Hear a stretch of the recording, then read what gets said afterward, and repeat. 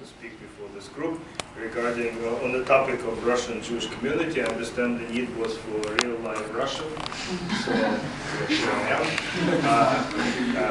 I don't know how representative I am. I'll try to, because of that, I'll try to describe my life story to let you judge for yourselves, and I'll try to make disclaimers because I certainly don't need to speak for everyone. Probably no one speaks for everyone.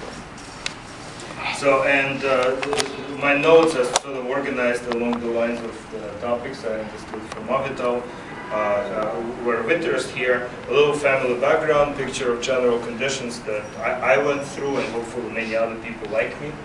The point is not to describe me, but to have somebody representative.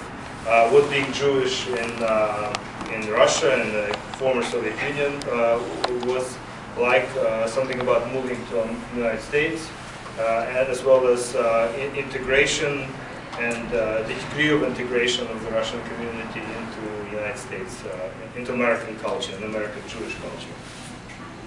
Okay, so I was born in Kiev, Ukraine, which back then was all USSR, and back then the distinction between the various republics were not as important as they are now. Now, of course, they're all different countries. Back then, Kiev, Moscow, well, Moscow was a bigger city, but other than that, it didn't matter as much. I was born into a family of what you might call, what people there would have called a middle-class Jewish family. It was middle class in the sense of us being a lot like our neighbors. My father an engineer, mother an accountant. Family lived in the Ukraine for several generations. We have no record of where people came from. We can guess at the last names, but basically we don't know. The general consensus, if you look it up, the history of the region, people usually think people were moving from west to east. Right. There's a descending theory, but I won't go into that. That's not my specialty anymore. A little bit on the economic conditions which we faced back in my teenage years. Basically, economic conditions were such that most of our budget was spent on food. Owning a car was rare, for us out of the question. My parents and I lived in a modest two-room apartment. Every summer we'd spend a month on a seaside holiday, usually at the Black Sea. Travel abroad was unthinkable back then. You couldn't get permission. Well, nobody ordinary could get permission to get out. Even if we could, we probably couldn't have afforded it. I also spent about a month every summer at the summer camp. To an American, we may have seemed to be poor, but we were most like most others, so we considered ourselves middle class. We were not unhappy in that regard. And being Jewish in the Soviet Union, the official attitude of the authorities was that of all people were equal under the law. Despite that, the intolerance was great, particularly in the Ukraine. I personally felt tension at least starting from first grade, so these things started early. By the time I was born in the 60s, most Jews in most parts of the country were no longer observant, and in fact were ignorant of Jewish traditions. I did not know that our people have come from Israel when I was little. All I knew about Judaism was what I learned from my father. So if somebody calls you a kike, you go right hook to the jaw. That was the extent of Judaism for me. I knew matzah was a Jewish food that somehow appeared in the springtime, somehow was tied to a holiday called Pesach. I did not know its connection to Exodus from Egypt. I never heard of the Exodus from Egypt. I also knew that the Christians had said that the Jews add blood to the matzah. I understood that was a blood libel, but I didn't really understand what that was all about. So Jewish pride back then, for us, consisted of general attitude that we considered ourselves smarter than other people. In fact, there was, and we were kept back by the all but official quota, which kept Jews out of attractive jobs and prestigious universities. Despite that, particular talented Jews have made it there as well, which was a source of pride for us, and we would all laugh on that, in that regard. However, most people could not be taught. So, because of that, both of my parents, for example, worked at less prestigious organizations that took Jews. It was generally known that this place takes Jews and this other place does not. And that's how things generally worked. Soviet government, as you know, had sided with the Arabs throughout the Arab-Israeli conflict, and so based on that, we understood that Israel must be doing something right. We've heard stories about great-grandparents keeping Jewish traditions, but at that time I imagined them to be somehow all ethnic traditions. So to us it was an ethnicity, not a religion. In fact, it was only when I came here, I speak for myself personally, I started learning about the existence, about Jewish religion, and I said, oh cool, we have a religion. But that gives you an idea of the degree of ignorance, certainly for me. Again, main attributes of being Jewish was an ethnicity, to us treated by others with hostility, whose identity was enforced through internal Soviet passports which were marked as Jew for us. If you were Russian, by the way, meaning of Slavic descent, your passport would say Russian. So while you might call us Russian, if a Russian had heard that you're calling me Russian, they would laugh. So we were not Russian, we were Jews. And that's despite not having any knowledge in any religious background, any knowledge of any other language but Russian. There was nothing to distinguish us, one might think. I'm almost done with that general background. This is just to give you, because you're going into Ukraine, you have to know what the general environment had been. Furthermore, local population was generally skilled in identifying Jews on site without the need to look into the passport. So they were good at that, and that would often lead to unfavorable exchanges in public places.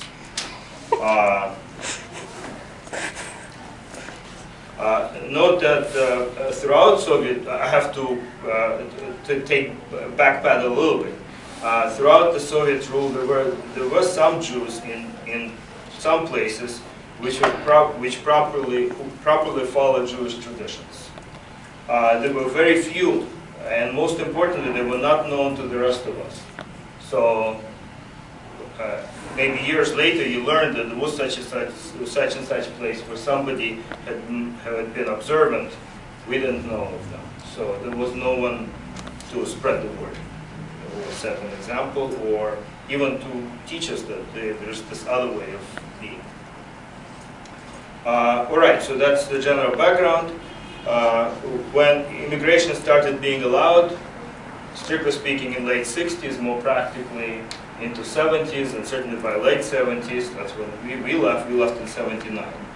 It was a relatively easy decision for my family, especially for my mother. She was the mover in this regard in the family. There was a general understanding. So what made us move?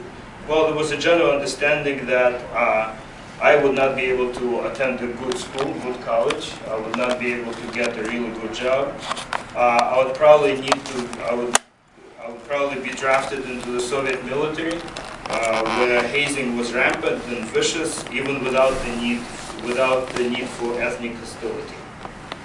So, and the hazing part, by the way, continues to this day in the modern Russian military. So that has not changed, I regret to say.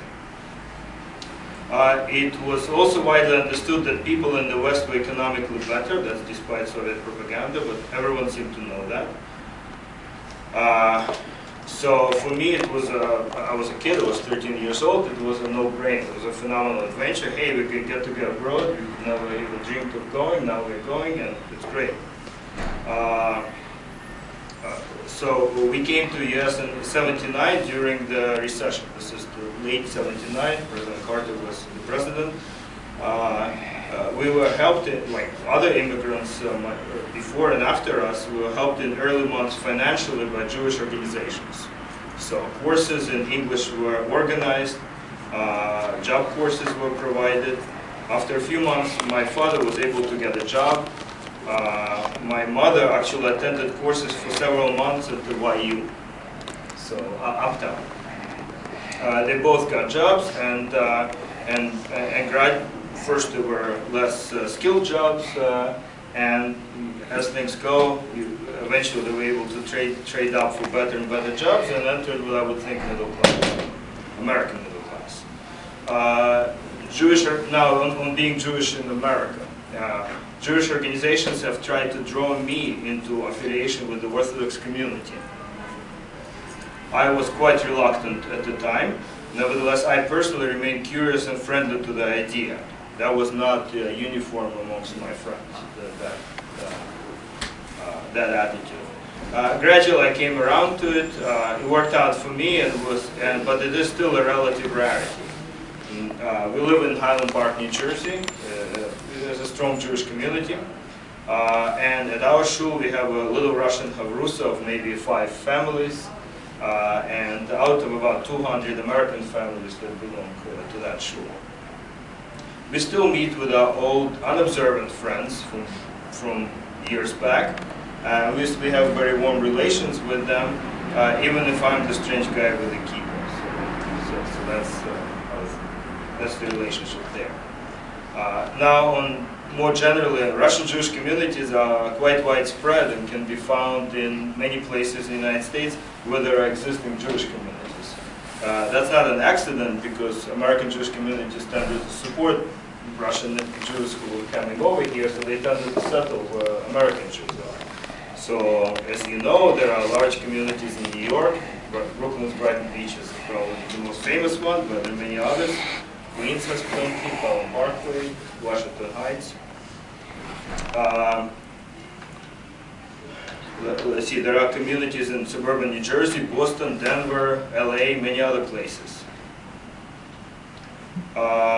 Connection of the Russian Jewish community to the broader Jewish community is hard to characterize briefly. So many people coming to the U.S. aim to be assimilated into the general American culture, not necessarily the American Jewish culture. Many found, and that's important to understand, many found religiously committed Jews as odd. So while if you are from a proper halachically observant background, you might think that a group of enthusiastic young men dancing hora is very appealing to outsiders. People who are not from that background, to them it may seem odd. And the reason it's important to understand is that when you're dealing with people with other backgrounds, you have to sort of be cognizant of that. But in a way, my opinion, I've come across many unobservant American Jews, perhaps many of you have as well. That tends to be true here as well. So that's not really distinct.